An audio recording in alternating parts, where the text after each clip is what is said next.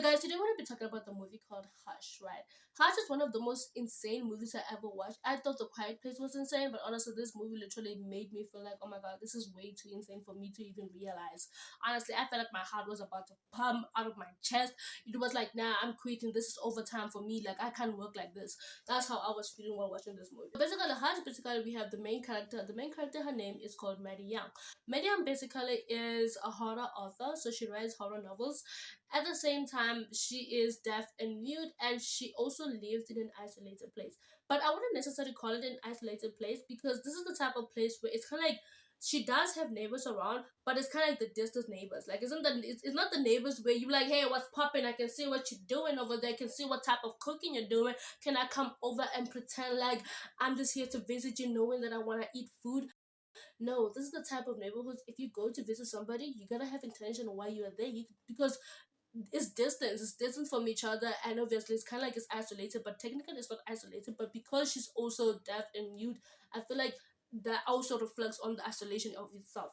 So in the scene basically starts out with kind of cooking some lamb, looking over the ingredients of it. We're hearing the sound of the timer.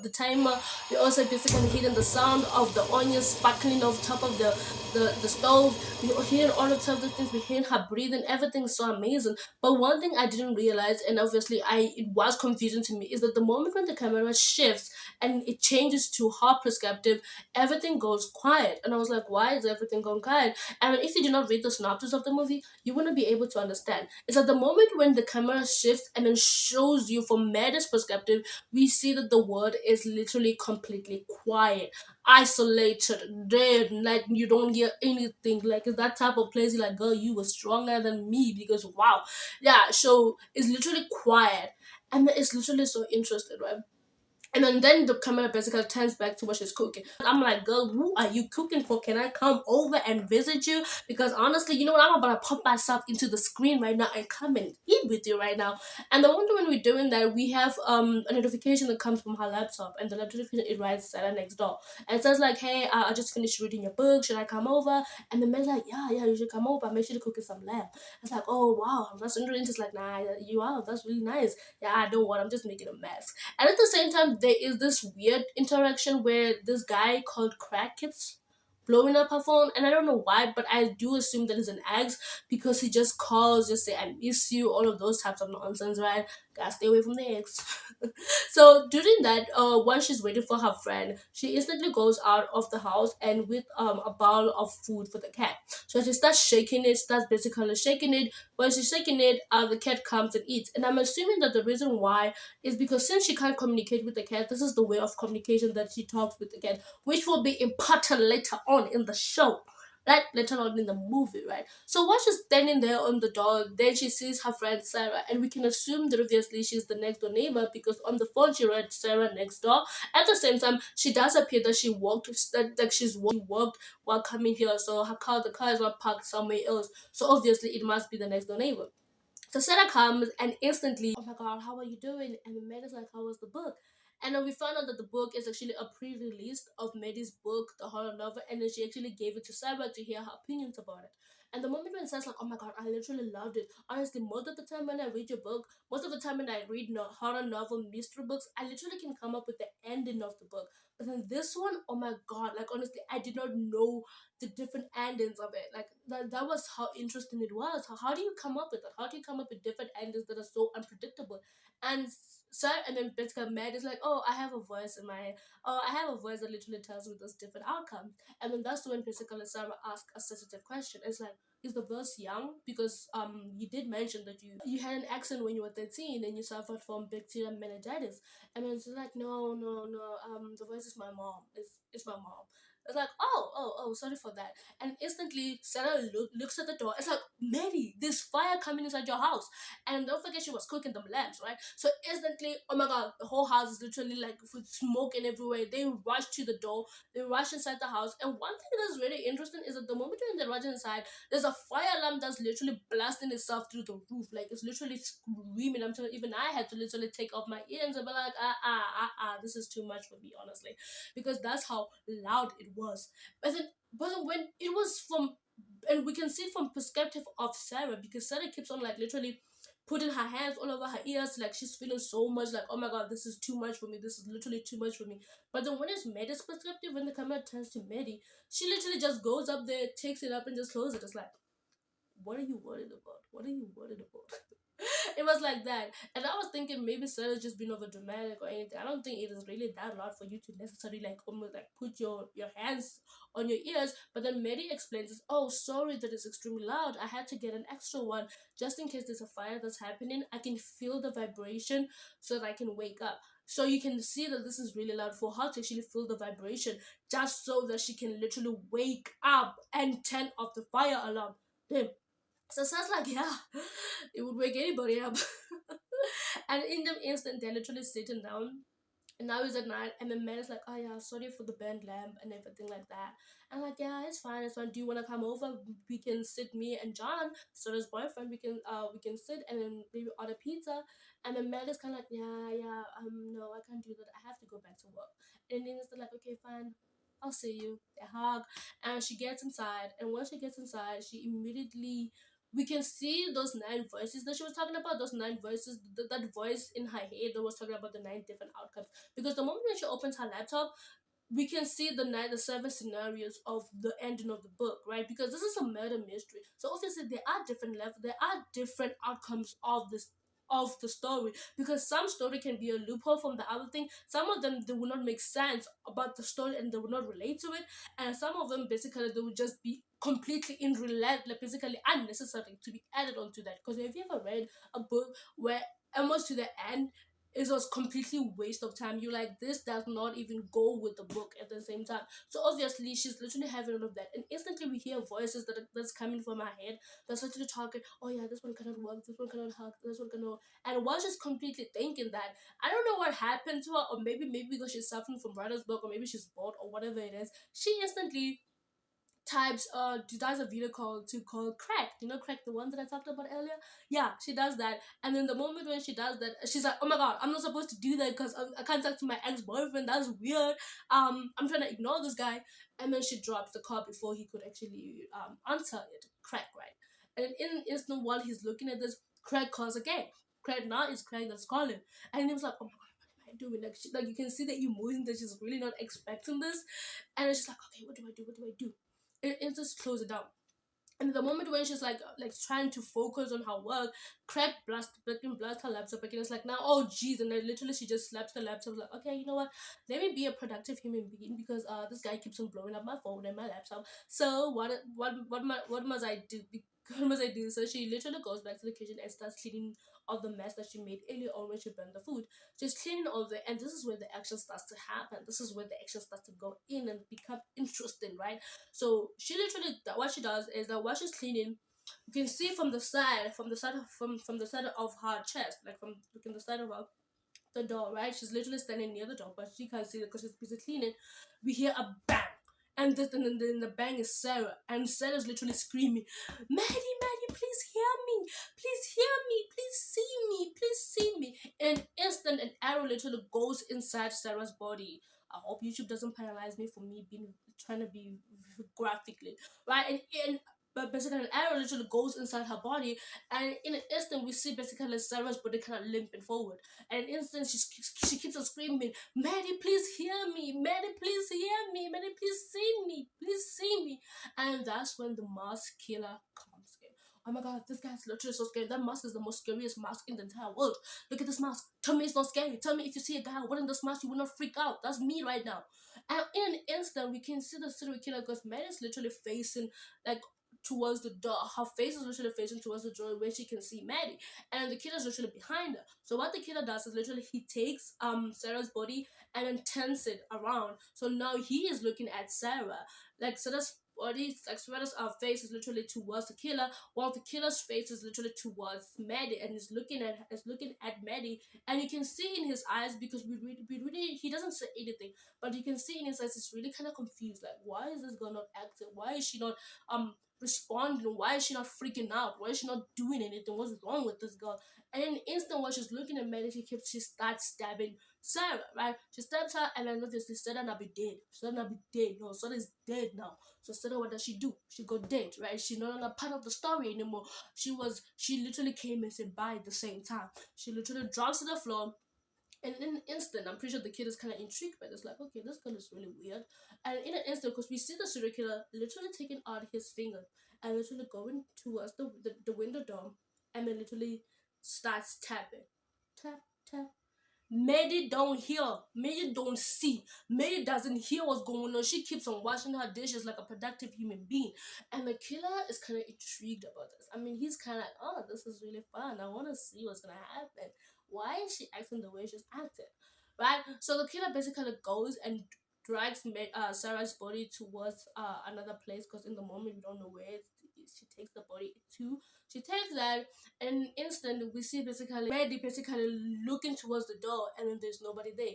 So when there's nobody there, she's like, whatever. She goes and then takes the ball that she had and goes outside, brings it, and shakes it for the cat to come, but the cat does not come, and she instantly gives up, obviously, and she didn't even lock the door, right? That's the thing. So she comes inside, and literally just when she comes inside, she goes to her couch and sits down. When she sits down, she's literally writing things on her phone, on the laptop. Obviously, she's literally writing things on the laptop. And when she's writing things on the laptop, right, she's writing, and then in an instant, we can see the killer sliding the door and getting inside the house. The killers literally just got inside the house. And we got inside the house, and we can see the maid is literally having a little bit of like writer's block, because when he's on the laptop trying to do the work, she's not really like going towards like, oh, I'm tapping. I know on my work, I do what I want. No, she's not doing that. She's literally looking at this like, what do I write? And then so we see her writing la la la la la la la. Book, and please give me my money. She's trying to do anything basically to spark the creativity. And on the moment when she's doing that, the killer is literally behind her. And then the killer literally takes the knife and starts poking it behind Sarah's back, behind Betty's back. Starts poking it. Poke, poke, poke. And the moment that he pokes it, that's when a video call notification comes up from Maddie's phone. And obviously, the moment when the video call comes up on your laptop, it shows the background, right? So the moment when it shows the background, what does the killer do? The killer hides, because now he doesn't want to get caught. He does not want to get caught. So he hides, and when he hides, we can see Maddie talking to the serial killer. So it's like, hey, how are you doing, Squidge? And we can see that she's really good at lip reading, because her sister's talking at the same time while using the sign languages, which is really effective. I really loved that part, because they were actually including us into the show. So it's like, hey, how are you doing? I'm doing good. It's like, oh, crack card. Like, really? That has been almost like a year now. It's like, yeah. Oh, what did you do? I didn't respond, but I almost picked up. It's like, yeah. If you tried dating anybody else, nah, I didn't try dating anyone. I tried going to this dating website for deaf people, but there's only 4 people here. That's so boring, honestly. And I just like keeps laughing. I was like, whoa, you do, you got, and just saying all of that. It's like, what? I really don't like the fact that you're really living in this place. How about you come home with me? It's like, no, I can't. The seat is too loud. And it's like, yeah, but I don't like the fact that you're living here alone. It's really not safe. You can come live with me, Squash. And in an instant, while she's saying that, what Mad is kind of saying, like, no, I do want to live here. I'm in the city. I mean, isolated happened to me. While she's saying that, in an instant, we can see that someone is taking the phone like that is behind the table, and taking it. And obviously, that's the kid. Obviously, he's taking the phone so that Mary does not contact the kid, does not contact the police, right? And it's like, hey, what is that? Like, what do you mean? I just saw something move. So and many times they're like, oh, the kid must have came back. Yeah, thank you for that. I was actually looking for it the moment you came and called. So you know what? I'm just gonna go and look for it, right? So now Mary's like, okay, see you later. We'll talk soon. And then they drop. And then the moment when she drops, it's like, okay, she's thinking that the kid is inside the house, right? Because obviously her sister said that she saw something. And obviously now the killer is gone. The killer left the house. So what should she do? She literally goes from room to room, literally shaking the ball, right? The food, the cat, the food for the cat, and shakes in it, but the cat is not responding or not coming here. And you can see in her eyes, it's kind of like, what's going on? This is weird. Why is she not here? My sister said that she saw something. So what did she see? And she's literally going house to like room to room, wearing a jacket, going room to room, and then obviously she quits like, stupid cat, let me sit down. And then once she does this, she sits down and then she's trying to write something for her storybook. She's trying to write whatever she's writing, and there is a notification came from her phone, my phone, and you can hear like Maddie's notification. What's that? She taps it, and when she taps it, obviously there is a picture of her. When like there's a picture of her where she's sitting down, like sitting down, and then another notification comes up. Then there is a picture of her when she's standing up looking for the cat. Then there's a picture of her sitting down, looking scared while looking at the laptop. Then the last picture is the picture basically from the perspective of the door, which means that whoever took the picture is literally standing at the door, the sliding door that where Besada got killed, right? So she's literally, and you can see that there's a picture of her looking like this, almost like looking around. And in that picture, she pops up, and then she takes it, and then she stands up slowly, walks smoothly, slowly towards the door, and in an instant she sees the masked killer, the serial killer, and the serial killer is literally holding her phone and starts waving it. And in an instant, Mary literally bugs into the door and literally closes it before the serial killer could actually come inside, and then close it again. And we can see the serial killer looking at her. The serial killer goes to the other side of the door. She goes to the other door and she literally closes it. And the serial killer looks at her again and goes to the other side, and she literally runs and goes to the other side of the door and closes it. Imagine the fear of literally being contact like face to face with the serial killer while looking at her, and the fact that if you had not ran sooner, he would have came inside. This is one of the most terrifying movies because it's all about home invasion. Oh god, this is so scary. And then because of all of these things, right? So now Mary's kind of like, okay, what do I do? What do I do? So the woman's like, yeah, I can call the police. So literally she runs and goes to the laptop. Once she's sure that all the doors are locked, she goes and goes to the laptop. And when she goes to the laptop, she starts like typing the 911 call for the police. And instant electricity goes down, and we can see from the other side that the serial killer went and then basically cut down the electricity. So now Sarah doesn't now Mary doesn't have access to electricity to even call the police, because obviously her phone is gone, and her phone was one of those things where you can call the police without needing Wi-Fi or anything like that. And I was like, okay, what do I do? Then she goes instantly and then looks at Sarah and John's password. And if you do, and when she looks at Sarah and John's password, and then instantly is password protected. And the killer is kind of smart at this, because the moment when he's watching Maddie doing that, he literally goes to her phone and literally taps to see the password for Sarah and John, right? And then you can see that it's password protected. She does not have the password. So now the killer knows that she can't run. And this is kind of like his wonderful dream that he could ever wanted to imagine. Because imagine the feeling of knowing that you have a victim that does not know how to speak, does not know how to talk. You can hear them, they can't hear you. They are in an isolated place. At the same time, no one is coming to save them. How fun is that? I'm pretty sure he's literally having so much fun. He's literally thinking, oh my god, this is the best dream I ever dreamed of, right? At the same time, while she's doing that, so we can see Mary literally panicked and like she's literally inside a dark room at this point. Like, okay, what do I do? What do I do? So Mary is smart, right? She literally runs and goes to her bag, to her handbag, and into her handbag she pulls out a flashlight and a lipstick. You guys should have that, honestly. You should have that, honestly. I should have that. Like, honestly, my bag does not have anything useful. Like, if somebody comes and attack me, I will literally not defend myself. I'll just open my bag and it's just full of books. I'm like, I will hit you with the power of knowledge. Yeah. I feel like that would work, guys. I feel like that would work, right? Okay, so in an instant, Mary literally goes and runs to the window, right? To the door window, the door, basically, the window door, whatever that thing is, right? And goes there and then writes. And when he writes, then he literally goes back and sits down on the steps, and then he takes the flashlight and points it at where she had written those things in the lipstick at the door. So the killer, when he comes, he can see the light flashing from inside the room, and then he can be able to focus on which direction is the light going. So when the killer sees, he sees the writing, and the writing is written, didn't see face, boyfriend coming home. So it's kind of like implying, like, hey man, I didn't see you. I don't even know your face. Matter of fact, I can't talk. I can't speak. I can't hear you. So you're good. We just can pretend like anything did not happen. My man, how are you doing? You're fine. You're hilarious. You're a good fellow of citizens. Honestly, let's just pretend like we don't have anything. And matter of fact, I will cook for you and give you some food on your way back. That's how generous I am. Are we cool? But you know what the killer does? The killer looks at her and instant takes off the mask. And we know, Mary knows that the moment when the killer takes off the mask, it's kind of like, you're not leaving here. This is not how it's gonna work here, baby. This is not how it's gonna work because the serial killer is like, I wish you didn't live alone.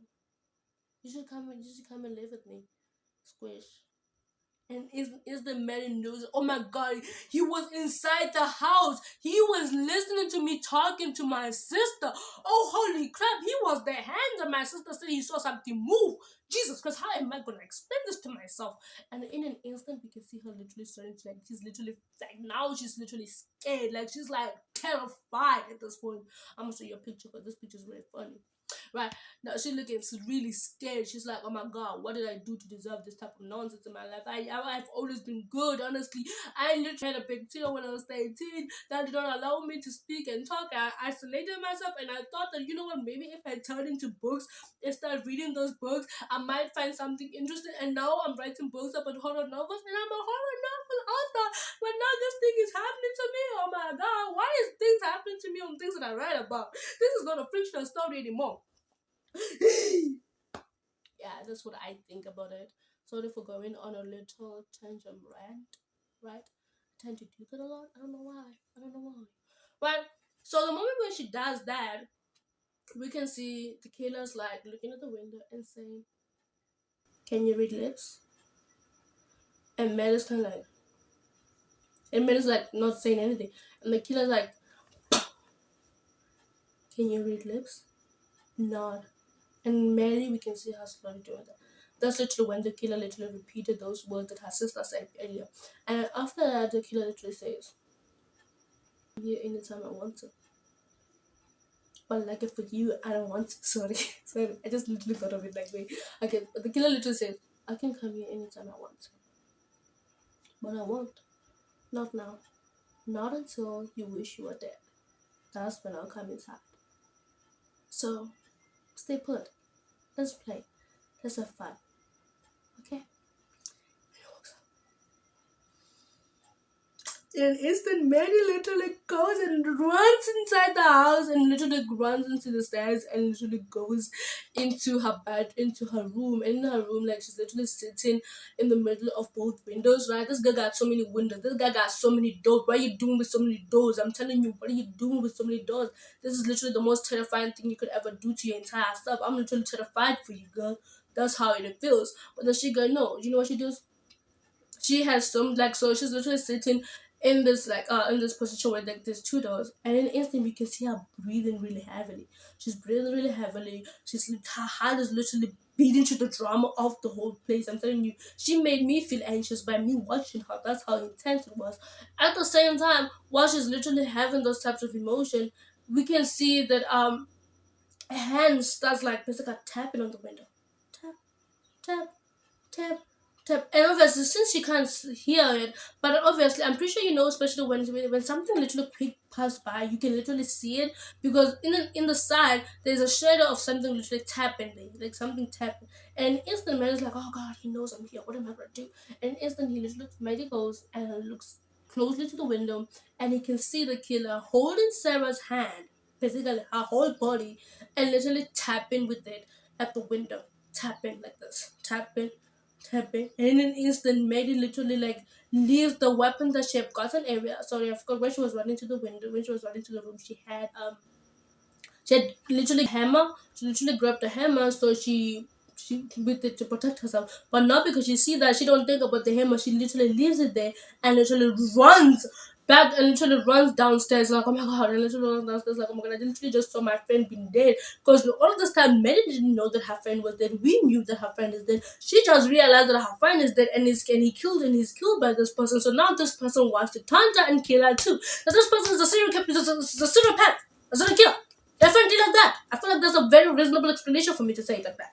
Right? So one minute is literally understands she's literally having a cry pandemic. She's crying. She's feeling so sorry for herself. She's literally throwing the best pity party for herself. She's feeling like, why is my life like this? I did not do anything to do. And there's a wait. When Sarah came over, she was using her phone to text me, and then obviously she's still wearing the same clothes. So which means she never got home. So if she never got home, which means that there's a possibility that her phone is literally in her back pocket. This is a very smart idea. So what the kid's like, okay, now I need to just have the chance to just go to Sarah and then search for the phone. So what she does is really smart. She literally goes to her bag and grabs car keys. As she grabs car keys, she literally tries to make the car literally tries to turn on the car key so that the car will make a sound, but the car doesn't make a sound. She literally goes another side to make the thing so the car will make a sound, the car does not make a sound. And she literally had to open the door to ring the thing so that the car would make a sound, and that's when the car literally starts making a sound of it, like, hey, somebody literally open me up. And obviously killer looks at it and it's kind of concerned because it's like, okay, who is this person that's doing this thing? Did she run away? What's going on? And in an instant, obviously, we can see, and just remember, the maid can't go anywhere because the serial killer kind of punched all the windows, all the tires from her car, so that he won't be able to run. Right? I forgot to mention that earlier. Sorry. Yeah, Askis. Right? So he kind of forgot to do that. So obviously now I'm pretty sure the serial killer's like wondering who's even going there. Is she her? Is she really that dumb that she's literally gonna try to drive when I literally punch the cars from her thing? Wow. Right? So Mary literally takes the opportunity and instantly runs towards the room that she was in when she saw Mary Lexa's body, and literally slides and literally opens the window and puts half of her body outside, and it begins to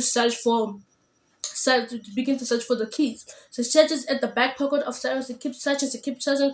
There is no key. And the moment when she just keeps searching, like literally going, imagine just touching your friend's dead body and literally just desperately looking for a phone.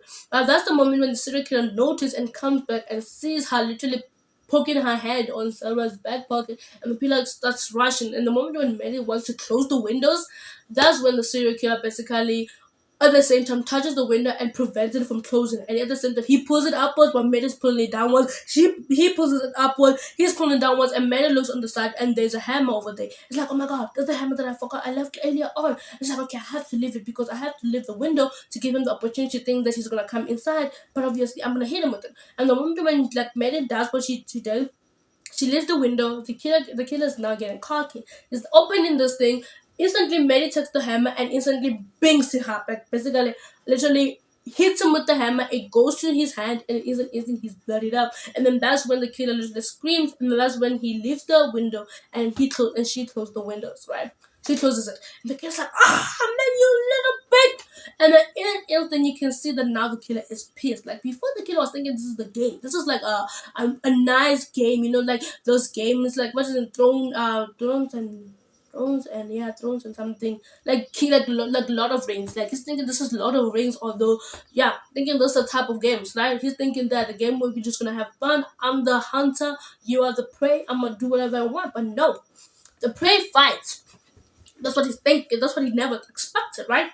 So he literally looks at Maddie, and then when he looks at Maddie, he goes to Sarah's body because Sarah's body is kind of leaning forward, and then he goes and then literally just takes cuts her piece of shirt and cuts it and literally wraps it around the bloody hand.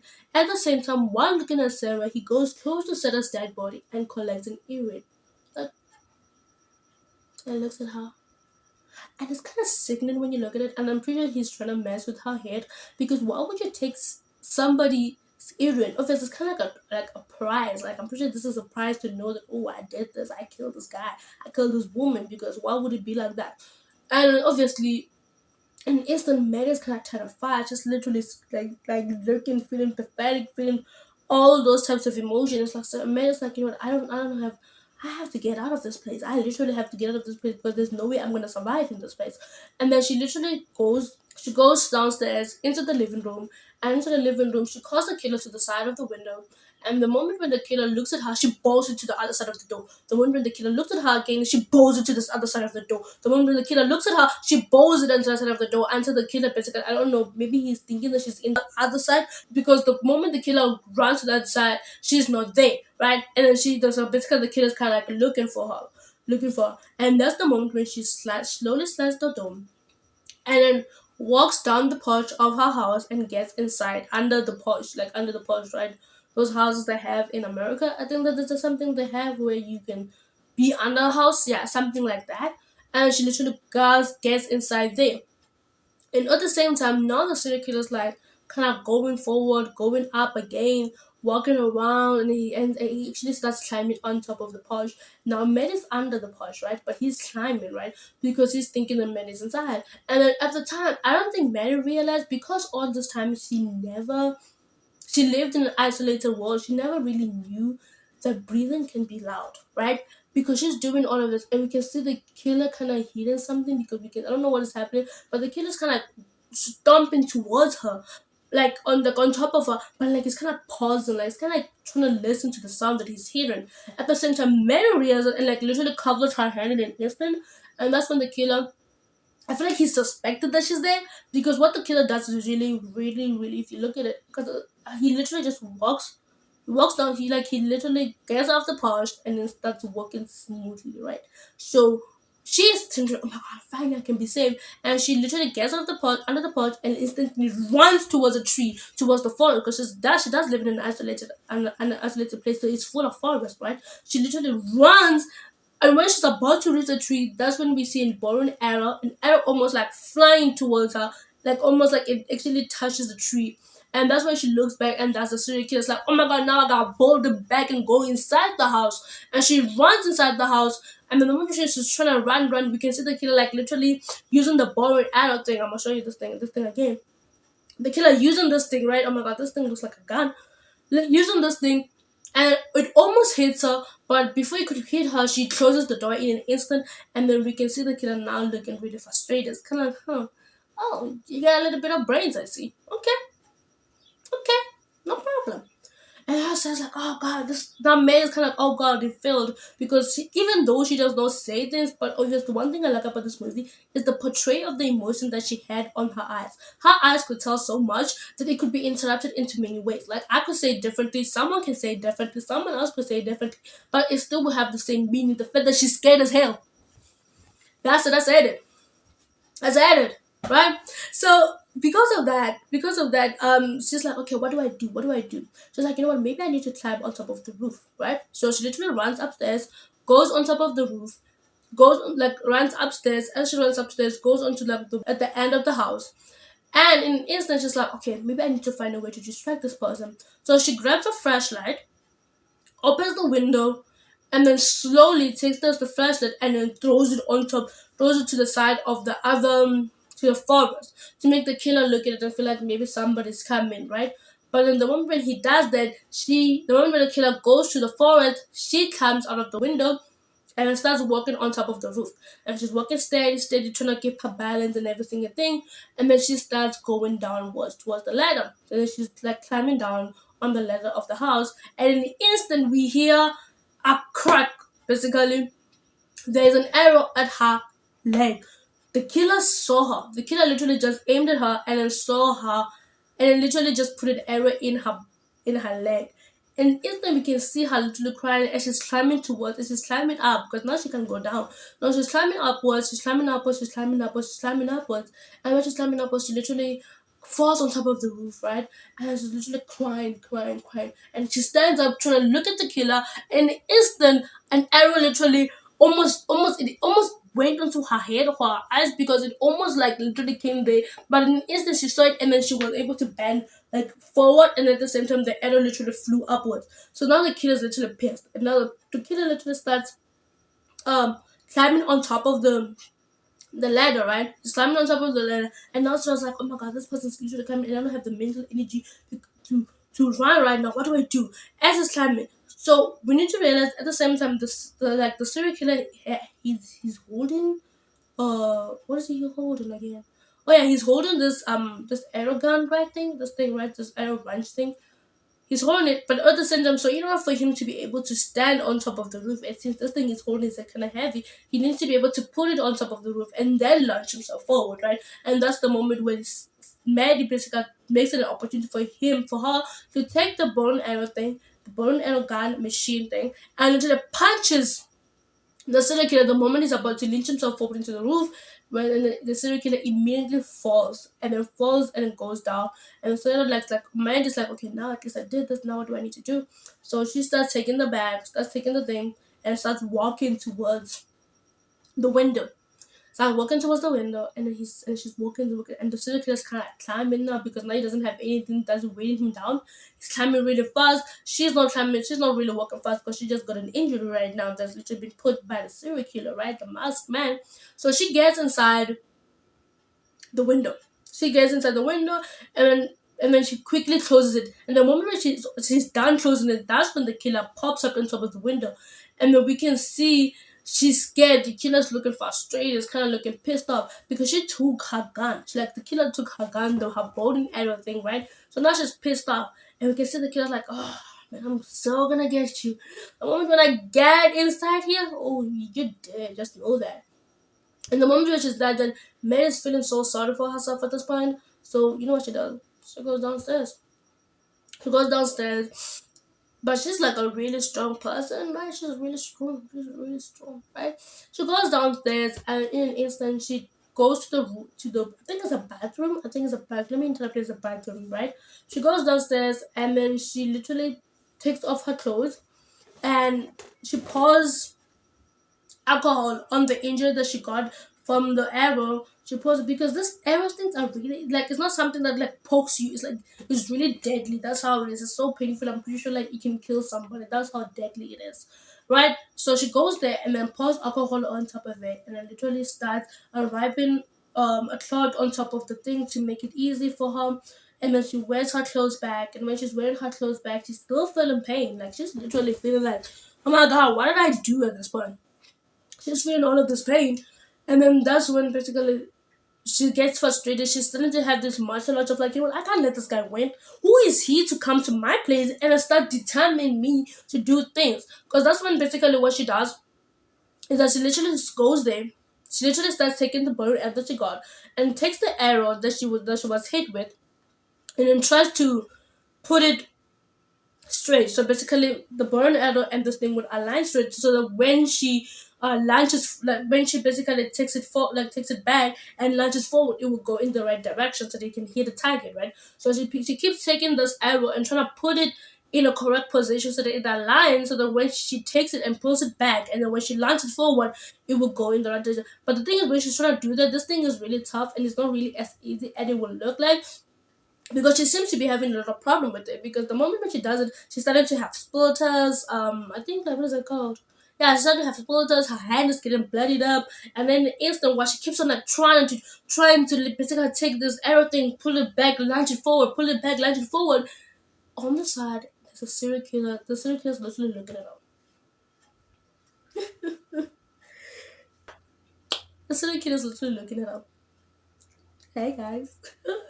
The serial killer's looking at her, and the serial killer looks at her and it's kind of like the windows like, it's not as easy as you thought it would be, huh? And the moment the serial killer is there, that's when Sarah's boyfriend comes in. Sarah! In an instant, the killer hears something. Hey, who's calling Sarah? And the instant killer goes. And John's like boyfriend looking at the window, and he's seen this markings written, didn't see for his boyfriend coming home. He's like, what's going on here? As basically the serial killer is about to phone the cops because obviously he's looking for her girlfriend and he's worried at this point. That's when we see a flashlight going towards John. Like, hey, it's the police! Stop behind you, hands behind your knees, hands behind everything. Sit down, go on your knees, hands behind your head, hands behind your back. Your knees, sir, I don't want to say anything. Like, and then John is like, hey, it's okay. I'm just a neighbor. I'm just looking for my girlfriend. Like, I don't want to hear it, sir. On your knees, sir. Hands behind your back. I don't want to hear it. Show me your ID. Show me your ID. So then John's like, okay, look, I'll show you my ID, right? And then John basically is like, say, look, I'll show you my ID. And like the kid is kind of looking really like, No, show me your ID. So just show me. Yes, I said I'll show you my ID, okay? And he goes slowly, and then he takes out his wallet and shows him the ID. And the serial killer's like, oh, thank God. You say you're the neighbor? Yeah. Yeah. Oh, thank God, honestly. I just got a report that I should come here. In the instant when I came here, somebody literally blasted through the window and literally just kind of bolted me, honestly. I'm telling you, I woke up without my phone, without my wallet, without anything. Yo, it was so bad, honestly. It was really tough, honestly. Really embarrassing, I have to say. You mean someone called? Yeah, someone called. But if someone called, it can't be the owner because the owner is deaf and mute. Oh, I mean, it must have been your girlfriend because I mean, you did say that you're looking for your girlfriend, right? Oh yeah, yeah. I did mention that. I did mention. Oh, you did say that she's deaf and mute, but why is she living in this type of place? I mean, I don't think it would be safe for her to live in this type of place. Yeah. When did she get the this thing? I think she got it when she was 16 with bacterial meningitis. Yeah. Yeah, it must be tough for her to be able to live isolated at the same time living in this type of place. Like, yeah, yeah. What did you say again? Oh yeah, I got a call. They told me that there's a home invasion, and I'm pretty sure that obviously the victims kind of escaped because obviously they made the call once everything was out, so that's very good for them. And I just came here. The moment when I came, honestly, this guy literally opened the door and blasted in me. Honestly, he literally punched me and then he walked away. I woke up without my phone, without anything like that, and he kind of looked like you know, like he kind of had like your size, like he kind of had your figure, like he looked like, yeah, like the same figure, the same size, the same weight. And I feel like in this moment, the killer's kind of interrupting to us, like saying to us, the viewers, right? That the reason why he's not attacking John at the moment is because maybe he's feeling that he is stronger than him and she won't be able to win this fight. And we can see that John is kind of like buffed up, right? He kind of like got muscles, while the killer kind of looks lean, right? At the same time, the killer, the killer kind of looks lean. So I'm pretty sure that's one of the power dynamics that is happening. So the killer's literally telling us that the reason why I'm not attacking this person is because they are stronger than me, and I know that if they fight, I'm not gonna win this game. So I need to find a way where I can chip code this thing. That's where it's going. That's what's happening. Because in an instant, now we can see that literally John is getting suspected, like he's not really trusting this person. Cause John is like, yeah, yeah, and then it's just like, yeah, yeah. When did you say you started the job? Oh, I'm just a rookie, honestly, a really bad start. Yeah, just beginning. Can I have your phone? I wanna call for backup, you know, like that. And John literally takes off her iPhone and gives it to the serial killer. And the serial killer starts speaking nonsense, honestly. It's like, thank you.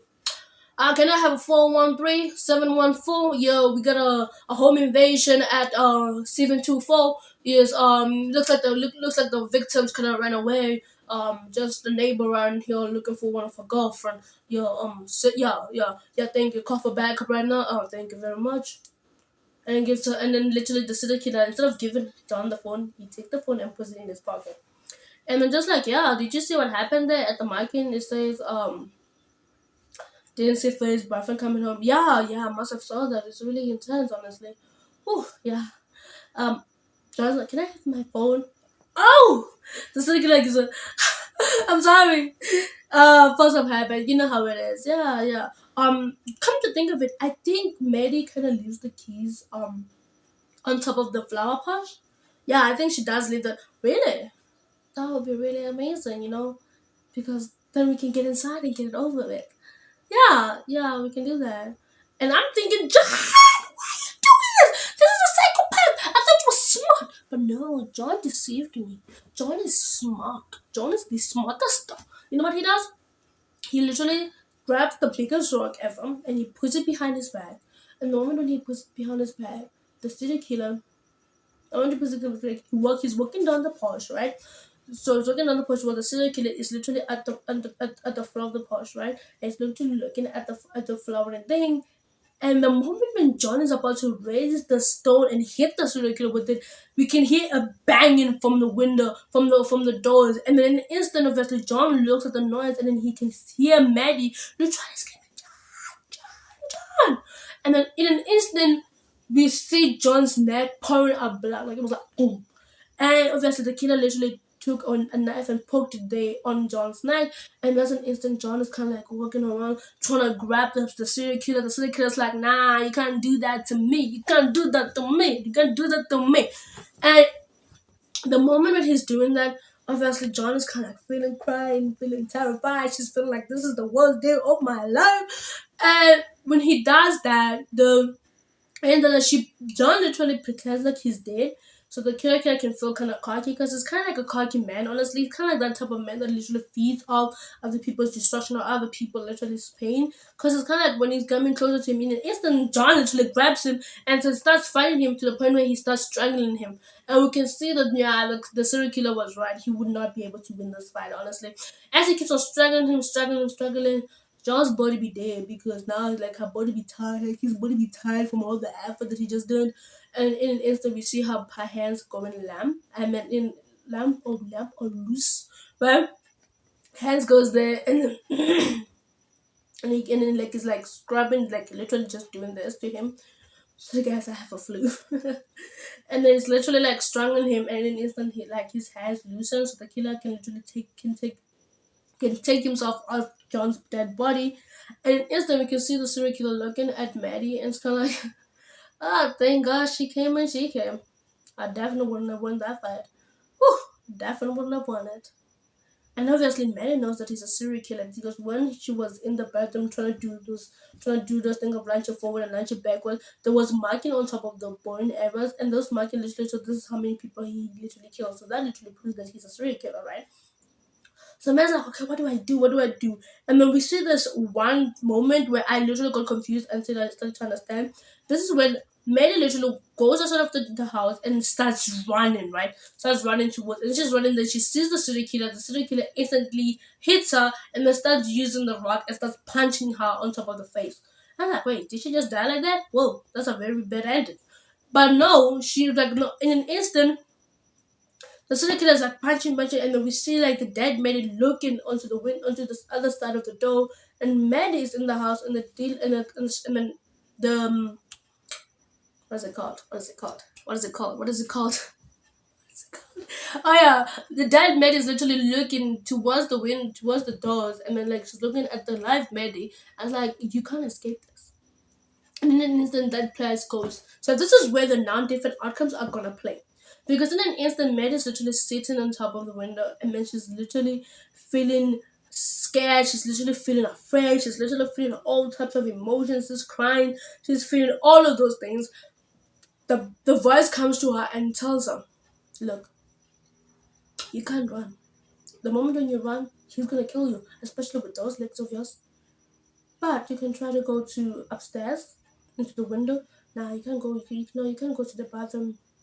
The only thing that he needs is just a strong arm to actually basically crush the window and actually get inside. So you can't do that.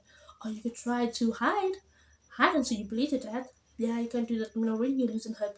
Already you're losing your consciousness. I mean, you're seeing me because we can see that there's a Medi before her who's actually speaking to her. Like, nah, you can't hear that. That will not help you anyway. So she's literally giving her all those solutions. Like, Medi, if you can't hide, if you can't run, if you can't wait until you're dead, if you can't do, what do you need to do? That Mary, the Mary looks at her, looks at an image. She literally says, in a sign language, I need to kill him, to kill him. And this is where the intensity starts. Because now the serial killer is kind of cocky, right? Now he's speaking to the dead John, right? He's literally sitting on top of Mary's car. It's like, you know what? Should I get inside, John? I think I should. Nah, you're right. I shouldn't. Honestly, I should just wait for her to bleed. That would make the process much easier. Honestly, I mean, she does have my weapon though. So what if maybe she knows how to use it better than her judgment? Yeah, so I shouldn't be doing that, right? And then what she's doing, and then we see Maddie's cat. I was like, no, don't kill Maddie's cat. Don't kill Maddie's cat. And then the cat came, and then instant the kid's like, hey, kitty, who are you? And then we can see on top of the name her name, right? Her name is called Bitch, right? And we see the name, and then the kid's like, well, you made his cat. That's really interesting. Do you miss mommy? Do you want me to bring you to? Don't worry, you will see mommy soon. Or better yet, I could show you to mommy. And in an instant, the killer's trying to the instant takes the knife and is about to plug it to the cat.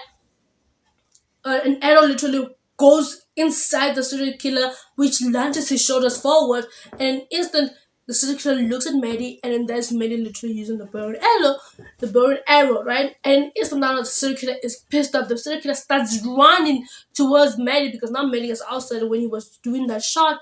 And when he's doing that, the serial killer now Maddie is literally running inside the house, and then she unfortunately she leaves the one of the arrows there. She leaves one of the arrows and the one's like, okay, man, I need to get it back. And she's trying to get it back.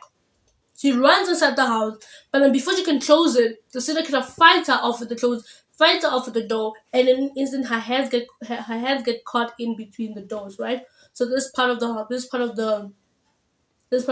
literally what it is. This part of the door, like this part was there, and this other part was there. Literally this part, like her hand gets up, like gets outside of the door, like gets in between the doors, right? What am I saying?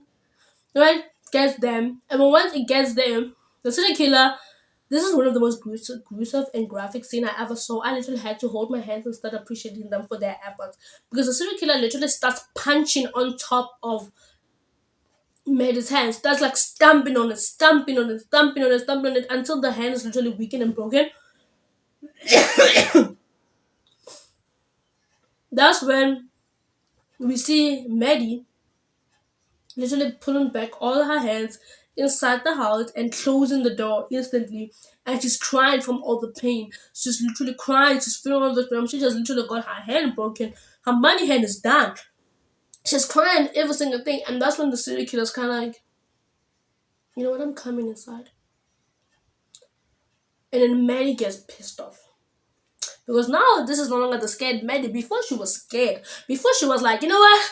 I'm scared. Help me. Somebody save me. Now she's like, no, you know what? I'm not going to play this game anymore with you. We have played this game enough. What she does is that she literally slowly stands up, goes on the hand that she literally got bloodied up, right? She takes her finger, puts it in the hand, into the pocket of in where she got bloodied up, goes onto the door window, and then starts writing and says, "Do it." The serial killer looks at her and then she punches basically like punches the window, slaps the window, and it's like, and it's like say do it. It's kind of like this, like almost like saying, and then she takes that thing and she literally takes her hand, goes straight into the blood. I was like, oh girl, you are wow. She goes there, takes the bloody, and then writes, "Coward." And then punches again and punches it into another killer's like, oh, I'm sick and tired of you. I'm getting inside. And that's when we see the serial killer walking off on top of the roof. And then Mary instantly running towards the laptop and then writing the description of the killer. He's literally writing, he got green eyes, had a tattoo on the side of the neck. Mom, I died fighting. Thank you, love you. And then basically she closes the laptop. And instant what she's doing that we can see the killer literally taking the rocks or like he's born literally taking the rocks and literally punching and literally throwing it on top of the window. The window not batching. The window not throwing. The window not like no, this window is one of the this door I wanted because this door, no matter how many times it kept being thrown with the rocks, with everything, it did not want to budge, it did not want to crash, it did not want to do anything. I'm telling you, I want that door. I want it because it's a very nice door.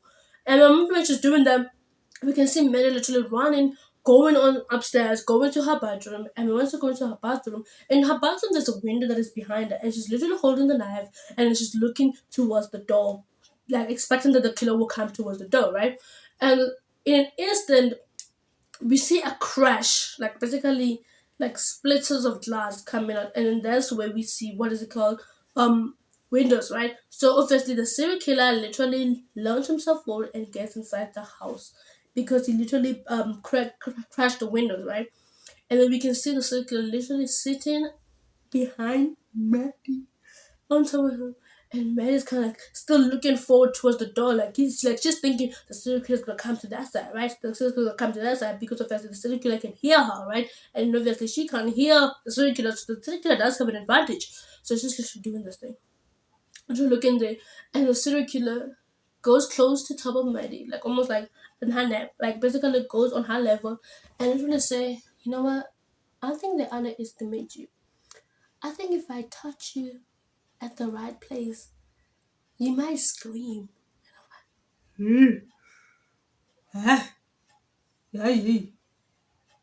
Because now, the moment when she says that, and remember when Mary said that she can feel the vibration, right?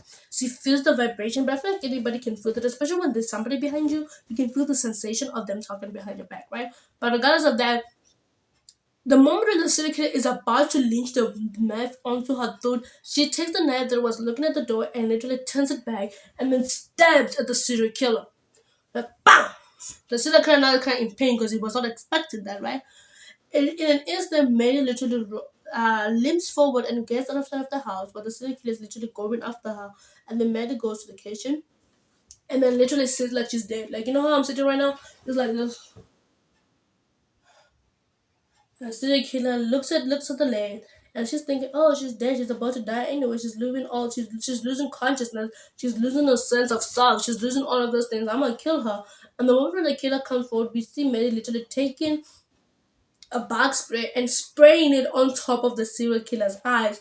The serial killer's kind of dizzy with all of this thing. The moment when the serial killer's about to punch her, she uses the fire alarm that she had earlier on, and then she turns it on, and then in an instant, it literally blasts through the serial killer's ears, and now the serial killer's kind of disorientated. He's kind of feeling, oh my god, he's literally almost putting his hands on top of his ears, and he's doing all this thing, but the serial killer's not giving up. He's starting to feel angry and starts punching Maddie while they're punching each other, right? While they're throwing with each other, Maddie's not giving up.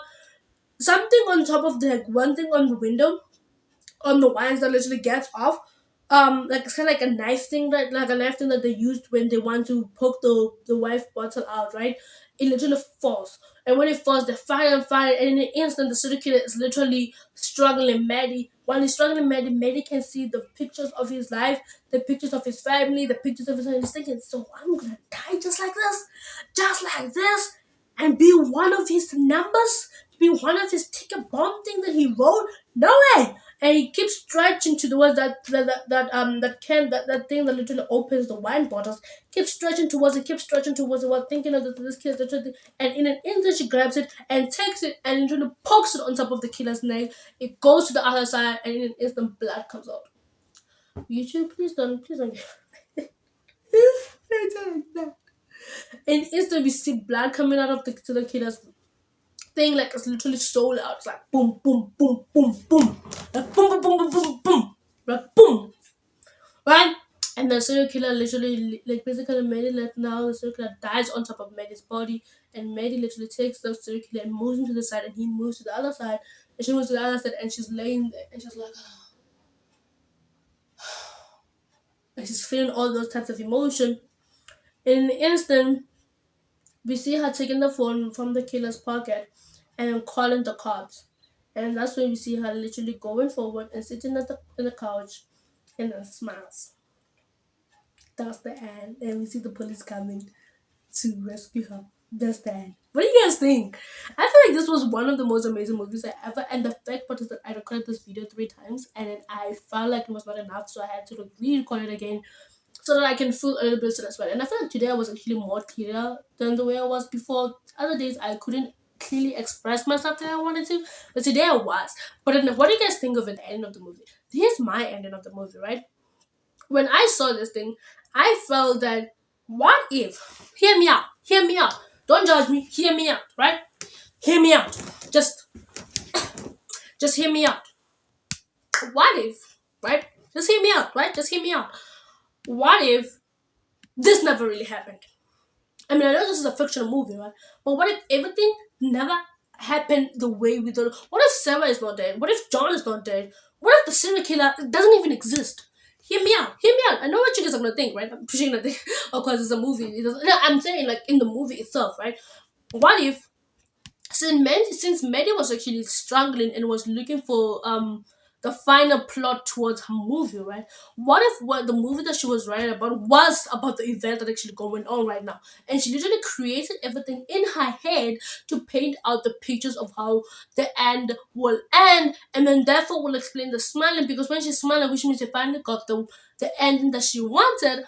the ending that she wanted because she had to play out the role. Because you know that sometimes they say in order for you to have a great book, you need to be a good book. That's what happens. What if she played out all the scenarios, put her friend, put everybody, and then try to see how this will end, and then because look at it this way, right? She literally why did she go to the bathroom knowing that there's a window behind her, and the serial killer could literally just get inside by literally just throwing a window towards it, right? And can get inside there. Why? How did she knew that? Because she knew that there was a window there, and the serial killer could literally just get in there. She doesn't have an advantage of that, and especially since she's weak. But no, she knew that, and I'm pretty sure she knew that because she knew that the serial killer is kind of cocky. We thought the serial killer was gonna come towards the door, but no. She knew the serial killer was gonna come towards the back, and he knew that the serial killer is too cocky to himself to realize. Because the moment when the serial killer came inside, and after like she literally stabbed the killer, she literally went to the couch and she was sitting down and acting like she's dead. And she was like, "Oh, the serial killer will be like looking at me like, ha ha ha, you dead? I'm gonna kill you." And that's when she's gonna use the spark brayer because everything was set in place. It's almost like saying that we as the viewers we got confused. We didn't understand what's going on, but she knew what was going on. Huh? Huh? Huh? Maybe the ending could be just the fact that she got saved. It could be that. It could be that, honestly. It could be that. Yeah, so tell me guys how you guys loved it. I hope you guys loved this thing. I really had fun talking about it. It's really frustrating when you do something twice and then you have to remind yourself that you're doing it because you really do want to entertain and make somebody's day happy and make somebody's day doing. So I am willing to try to improve and get better at my public speeching, storytelling thing. Blah, yeah, do not do that. So I hope you guys had fun. I hope you guys loved the story. And if you have any other recommendations of like psychological or murder mystery novels that you guys want me to talk about, I'm gonna talk to you about it. Okay, I'm gonna talk to you about it. Or we can just talk about the K-drama. Yes, I love K-drama movies. We can talk about the King of Lands. That one is really good. We can talk about animations. I also talk about animations. Yeah, we can talk about it. Yeah, my name is Mr. Blevin. I have to go. Mr. Blevin, I have to go and edit this video. So guys, I will see you tomorrow. Guys. Have a wonderful day. I hope you guys were blessed and feeling good and highly favored. At the same time, just know, guys, keep moving forward and keep smiling because best thing is how you approach life is how you deal with the things that attack you. Bye. I'll see you in the next video or next day. Bye.